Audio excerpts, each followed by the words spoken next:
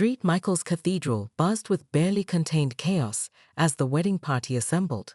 Rachel stood before a full-length mirror in the bridal suite, her white gown perfect, but her eyes constantly darting to the empty spot where her maid of honor should have been. Her phone showed no response to her dozen messages to Sarah. "I'm sure she's just running late," one bridesmaid offered weakly, avoiding Rachel's gaze. "Sarah's never late," Rachel whispered, fingers twisting her bouquet. "Something's wrong. I can feel it." In the front pew, Madison sat pristinely in her pale blue dress, occasionally checking her watch with poorly concealed satisfaction. She'd driven by Sarah's apartment an hour ago, seen the lights still on but no movement. The poison had done its job. Her brother's secret was safe. The organist began the prelude music. Tom stood at the altar, adjusting his cuffs nervously, exchanging quick glances with Madison. The guests settled into their seats, programs rustling, a few whispering about the conspicuous absence of the maid of honor. "If Sarah doesn't show up soon, we'll have to start without her," the wedding coordinator whispered to Rachel, who looked close to tears. The ceremony began. Bridesmaids walked down the aisle, each step highlighting the gap where Sarah should have been. Rachel's entrance drew gasps of admiration, but her eyes were still searching the crowd, hoping to see her best friend. The minister's voice echoed through the vaulted ceiling. "Dearly beloved, we are gathered here today." Madison relaxed into her seat, victorious. She raised her champagne glass, pre-poured for the celebration to come. "If anyone knows of any reason why these two should not be joined in holy matrimony." The heavy wooden doors crashed open. Sarah stood in the doorway, still in her sage-green bridesmaid dress, pale but radiating fury. Emma stood just behind her, holding a medical bag and wearing an expression that dared anyone to try stopping them. Madison's champagne glass slipped from her fingers, shattering on the marble floor. The sound echoed like a starting pistol. "I object," Sarah's voice carried clearly through the stunned silence. She took a step forward, each click of her heels against the floor like a judge's gavel. Her hand clutched her phone, screen glowing with evidence that would shatter more than just a champagne glass. Tom's face drained of color. Madison half rose from her seat, then froze as Emma subtly shook her head, blocking the side exit. "Sarah?" Rachel's voice trembled with relief and confusion. "What's happening?" Sarah met her best friend's eyes, heartbreaking for what she had to do. But as she glanced at Madison's horrified face and Tom's guilty expression, she knew that sometimes being a true friend meant causing a moment of pain to prevent a lifetime of misery. "Rachel," she said, her voice steady despite the lingering effects of the poison, "there's something you need to see." Emma burst through Sarah's apartment door at 2:15 a.m., her medical bag clutched in one hand and a determined expression on her face. She found her sister curled up on the bathroom floor, still in her sweat-soaked clothes, clutching her phone like a lifeline. "Jesus, Sarah," Emma whispered, immediately switching into nurse mode. She pulled out a small flashlight, checking Sarah's pupils. "What are your symptoms? And don't you dare leave anything out." "Nausea, cramping, dizziness," Sarah managed between shallow breaths. "Started about 2 hours after the drink. It was purple, some specialty latte." Emma's jaw clenched as she took Sarah's pulse. They knew exactly what they were doing. Probably used ipecac or something similar mixed with anti-anxiety meds to make you drowsy enough not to suspect. She pulled out an IV kit. "Good news is we can fight this. Bad news? It's going to be a hell of a night." Over the next hour, Emma worked methodically. IV fluids dripped steadily while she administered anti-nausea medication and monitored Sarah's vital signs. The bathroom floor became a makeshift medical station, with supplies spread out like ammunition in their private war against time. "You know," Emma said, adjusting the IV flow, "when you asked me to be prepared for wedding emergencies, I was thinking more along the lines of torn dresses or panic attacks, not treating my sister for intentional poisoning." Sarah managed a weak smile, "Always keeping you on your toes." Her smile faded. "Emma, I have to make it to that wedding. Rachel can't marry him." "You will," Emma promised, checking her watch. "The meds should start working soon." "But Sarah," she hesitated. You need to consider calling the police. No time, Sarah shook her head. If I do that, everything explodes before I can tell Rachel myself. She deserves to hear it from me, not from some police report. By 5 a.m., Sarah had graduated from floor to couch. The worst of the nausea had subsided, though her body felt like it had been through a war. Emma brought her dry toast and electrolyte solution, watching her like a hawk. Okay, battle plan, Emma said, laying out Sarah's bridesmaid dress. You've got about 5 hours. The IV stays in until the last possible moment. I've got more anti-nausea meds, and I'm coming with you to the church. If anyone asks why you look pale, you had bad sushi. Sarah stood shakily, testing her balance. Madison thinks she's won. Thinks I'm too weak to stop this. Emma's eyes gleamed with fierce pride. Then let's prove her wrong. Nobody messes with my little sister and gets away with it, especially not at a wedding I helped plan the emergency kit for. As dawn broke over the city, Sarah began the painstaking process of getting ready. Her hands still trembled as she applied her makeup, but her eyes burned with determination. Madison had chosen the wrong bridesmaid to underestimate. Sarah Thompson stood in her meticulously organized apartment, surrounded by the controlled chaos of wedding preparation. Dozens of Pinterest-worthy mood boards covered her dining room table, each one carefully curated over the past 8 months. The custom-made sage green bridesmaid dress hung pristinely by her window, catching the warm glow of the setting sun. As Rachel's maid of honor and best friend since their sandbox days, Sarah had transformed wedding planning into an art form. Her laptop displayed a color-coded spreadsheet with every minute detail, from the exact shade of peonies that would complement the bride's complexion to the carefully timed soundtrack that would play during the ceremony. Sarah had even created an emergency contact list for every vendor, complete with backup options. Nothing could go wrong tomorrow. She wouldn't allow it. Running her fingers over the silky fabric of her dress, Sarah smiled at the memory of Rachel's face during their final fitting. Her best friend had teared up, whispering, "I couldn't do this without you, S." That moment had made all the late nights and stress-induced headaches worth it. Rachel deserved perfection, especially after the rough year she had following her father's passing. Sarah's phone buzzed, interrupting her mental checklist review. Madison's name flashed across the screen, making her pause. The groom's sister had been a thorn in her side throughout the planning process, constantly questioning Sarah's decisions and making snide remarks about the budget. Sarah had kept her cool, reminding herself that this was about Rachel's happiness, not her ego. "Sarah?" Madison's voice cracked with what sounded like genuine distress. "We have a huge problem with the ceremony. Something's wrong with the altar arrangement, and I don't want to worry Rachel the night before her wedding. Can you meet me at Cafe Una in an hour? Please don't tell Rachel. You know how she gets when she's stressed." Sarah glanced at her watch. 7:30 p.m. She had planned to do one final review of the reception timeline, but a problem with the altar couldn't wait until morning. "I'll be there," she replied, already reaching for her car keys. "Have you contacted the florist?" "Just come alone," Madison said before hanging up abruptly. Something in Madison's tone sent a chill down Sarah's spine, but she shook it off. After all, even Madison wouldn't dare sabotage her own brother's wedding. Sarah grabbed her emergency wedding binder, a thick portfolio containing every contract, contact, and contingency plan she'd developed. Whatever the problem was, she would fix it. She had to. Tomorrow needed to be perfect, not just for Rachel, but for everyone who believed in love.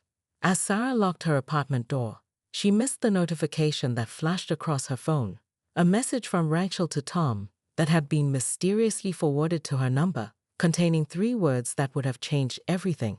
"I know everything." The once serene church had transformed into a scene of controlled chaos.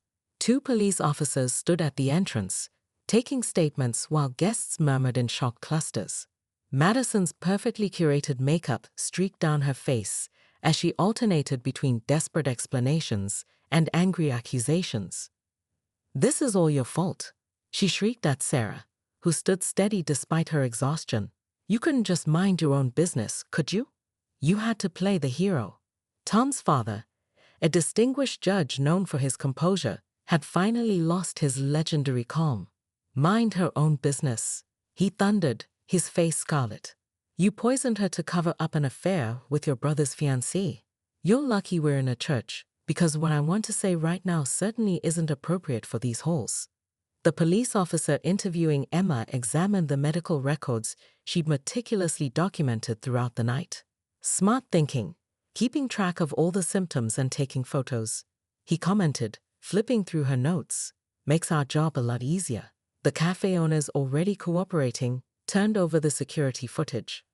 Rachel stood in the center of it all, still in her wedding dress, looking both devastated and oddly relieved. She'd moved to stand beside Sarah, their shoulders touching in quiet solidarity. The wedding ring she'd been about to accept now lay discarded on the altar steps, glinting accusingly in the stained glass light. "I can explain everything." Tom attempted one last time, taking a step toward Rachel. The movement sent Sarah swaying slightly, her strength finally flagging. Emma was there instantly, steadying her sister with one hand while blocking Tom's approach with the other. "Back off," Emma warned, her nurse's compassion nowhere in sight. "You don't get to explain anything."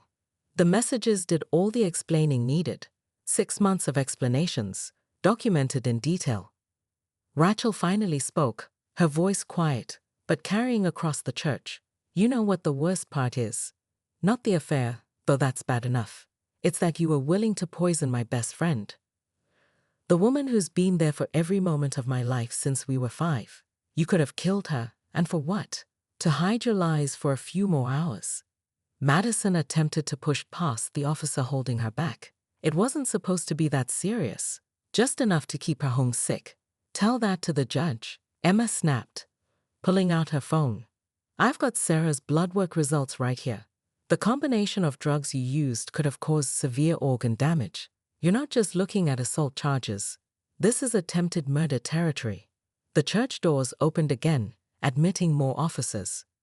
One carried evidence bags for Sarah's phone and Emma's medical records. Another approached Madison with handcuffs, reading her rights in a clear voice that echoed off the vaulted ceiling. As Madison was led away, still protesting, Tom slumped in defeat.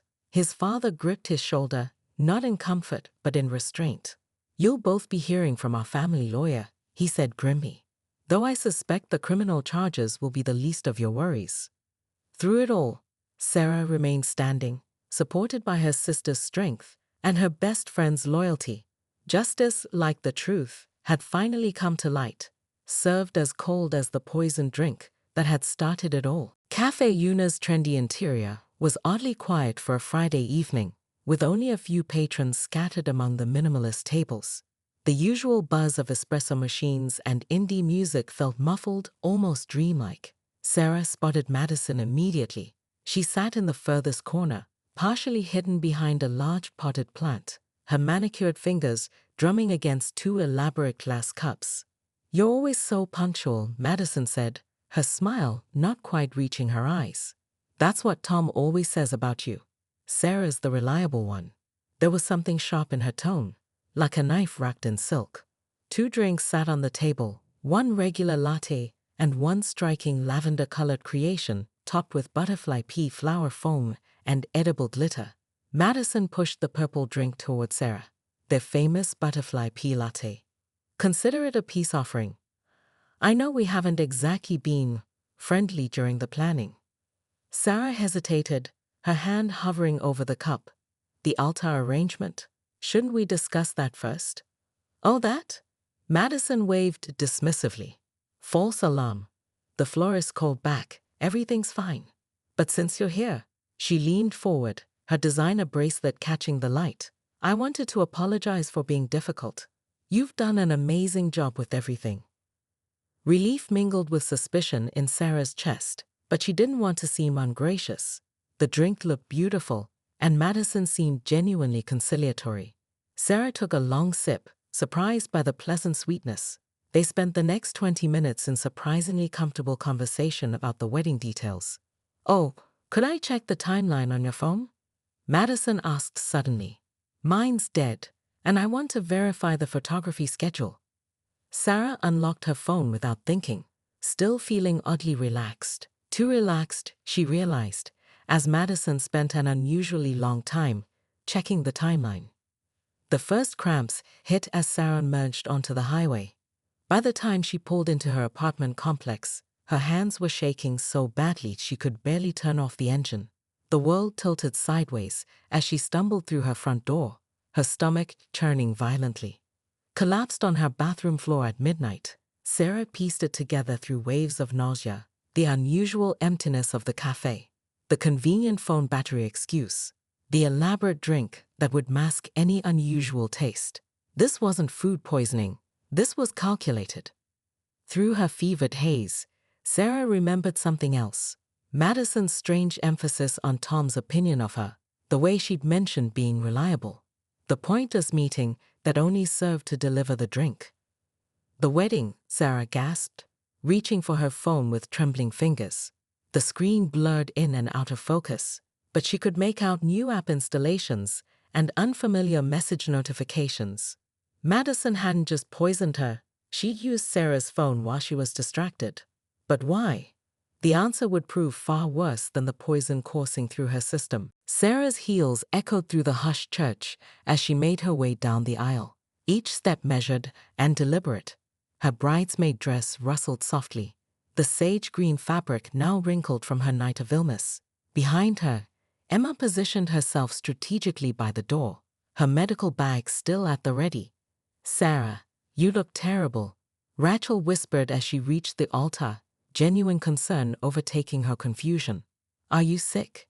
"You could say that," Sarah replied, her voice carrying in the silent church. She turned to face the congregation, noting how Madison's perfectly manicured nails were digging into the wooden pew.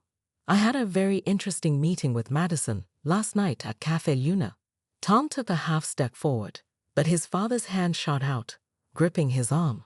The older man had noticed something in Sarah's expression that made him wait, watch. "Madison was kind enough to buy me their specialty drink," Sarah continued, her hand slightly shaking as she held up her phone. "Right before she borrowed my phone to check the timeline. Interesting thing about cloud synchronization. It works even when you're too busy being poisoned to notice new app installations." A gasp rippled through the guests. Rachel's bouquet slipped from her fingers, white roses scattering across the altar steps. "You're being ridiculous," Madison stood, her voice shrill. "Clearly she's delirious. We should call an ambulance." Sarah cut in. "Like you suggested in your messages to Tom? The ones about making sure I'd be too sick to attend the wedding? The same messages where you discussed your 6-month affair?" The color drained from Tom's face. His mother covered her mouth with her hand, wedding program crumpling in her grip. "Rachel," Sarah turned to her best friend, softening her voice. "I know this is horrible, and I'm so sorry, but you need to see these." She handed over her phone, open to the screenshots she'd managed to save through her fevered haze the night before. Rachel's hands trembled as she scrolled, her eyes widening with each swipe. The messages painted a clear picture: late-night meetings, hotel receipts, plans to continue the affair after the wedding, and finally, the calculated plot to poison Sarah, the one person they feared might expose them. "It's not what it looks like," Tom finally spoke, his voice cracking. "Madison and I, we just what?" Rachel's voice was ice. "Just betrayed everyone in this room? Just poisoned my best friend? Just planned to let me marry you while you continued sleeping with your own sister-in-law?" Madison made a break for the side door, but found Emma blocking her path. "I wouldn't," Emma said quietly. "The police have already been called. They're very interested in hearing about the premeditated poisoning of my sister." The church erupted in chaos, but Sarah remained steady beside Rachel, despite her exhaustion.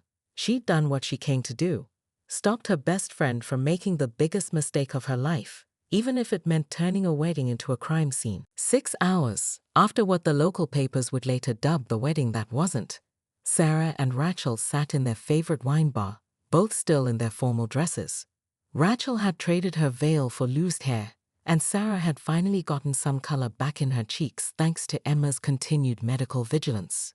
"You know what's ironic?" Rachel swilled her wine glass, watching the red liquid catch the light.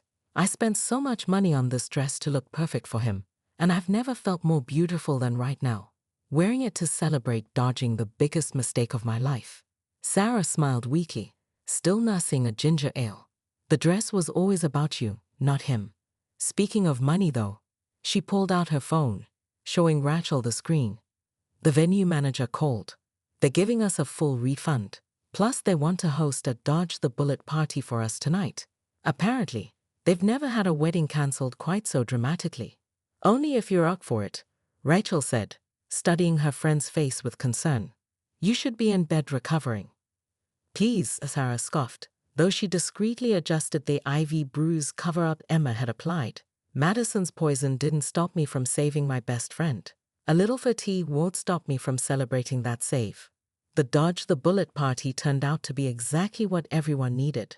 The carefully planned wedding reception transformed into a celebration of friendship and truth. The DJ played "I Will Survive" 3 times by request. The expensive wedding cake, with its miniature bride and groom, had been quickly redecorated with a tiny Wonder Woman figure borrowed from the venue manager's daughter. Rachel's father's empty seat at what would have been the family table had been filled with his favorite flowers, a reminder that sometimes the universe has ways of protecting us through the people who love us most. "Dad never liked Tom," Rachel confided later that night. "I should have trusted his instincts." 3 months later, the legal proceedings were wrapping up. Madison took a plea deal, facing significant jail time for the poisoning attempt. Tom, while avoiding prison, had been fired from his law firm. Apparently, conspiring to poison your fiancé's maid of honor wasn't considered maintaining professional ethics. Sarah and Rachel did end up taking that honeymoon trip together. They posted photos from every beach that would have seen Rachel's doomed marriage, each snapshot showing bigger smiles than the last. Their final stop was Paris, where they met a charming tour guide named Jean-Luc, who took an immediate interest in Rachel's story of resilience. 1 year later, Sarah stood in another church, again in a bridesmaid dress, this time of French blue chosen by Rachel for her wedding to Jean-Luc. As she watched her best friend practically float down the aisle, radiant with genuine love, Sarah touched the small scar on her hand from the IV that had helped her stand up to betrayal. "Your speech better be epic," Rachel had teased during the rehearsal dinner. "After all, you've set a pretty high bar for maid of honor duties." Sarah had just smiled. Some stories don't need dramatic revelations or last-minute saves. Sometimes the best happy endings are the quiet ones, built on trust, truth, and second chances at love. With a best friend who would move heaven, earth, and even fight through poison to make sure you get there. Fighting another wave of dizziness, Sarah dragged herself from the bathroom floor to her purse, leaving her designer dress crumpled and sweat-soaked. Her phone buzzed incessantly, notifications from an app she'd never seen before. Through blurred vision, she saw the icon. SecureChat Plus, installed just hours ago during Madison's suspicious timeline check. Her trembling fingers opened the app, and her stomach lurched for reasons beyond the poison. Hundreds of messages had been sent to her cloud storage, apparently triggered by Madison logging into her own account on Sarah's phone. The timestamps stretched back 6 months, telling a story that made Sarah's head spin. "Madison, she's getting suspicious. I saw her watching us at the engagement dinner." "Tom, Sarah's too focused on the perfect wedding to notice anything. Trust me." "Madison, she's Rachel's best friend. She's not stupid." "Tom, then we need a contingency plan. The wedding can't be stopped." Sarah leaned against her couch, bile rising in her throat, as she scrolled through more messages. Photos appeared, Tom and Madison at a hotel, date stamps showing just weeks after Rachel's engagement. Restaurant receipts, secret meetings, all while Sarah had been helping Rachel pick out her wedding dress and write her vows. A message from 3 days ago made her blood run cold. "Madison, the maid of honor gone MIA from food poisoning. Rachel will be too distracted to notice anything else. And once you're married, it won't matter what Sarah knows." "Tom, you're sure it won't be traced back?" "Madison, the cafe owner owes me. No cameras in that corner. No evidence." Sarah's hands shook as she took screenshots, sending them to her email and her sister's number. The room spun as another cramp seized her body, but fury gave her focus. They had underestimated her, assumed the poison would keep her down, too sick to piece together their betrayal. A new message notification popped up, sent just minutes ago. Madison, it's done. She took the drink. Even if she survives the night, she'll be too sick to make it to the church. No one to stop the wedding now. Tom, you're sure she didn't suspect anything? Madison, please. She sat there like an idiot, drinking it all. Some maid of honor. Couldn't even protect her best friend from marrying a cheater. Sarah's vision blurred with tears of rage. They hadn't just poisoned her, they'd insulted her intelligence, her loyalty, her very role as Rachel's protector. Her phone showed 1:47 a.m. The wedding was at 11 o'clock, less than 10 hours to overcome the poison and stop her best friend from making the biggest mistake of her life. Like hell I won't make it, Sarah whispered, pulling herself up. She had one call to make, to the one person who could help her beat this. Her sister Emma, the ER nurse who'd never failed her. It was time to fight back.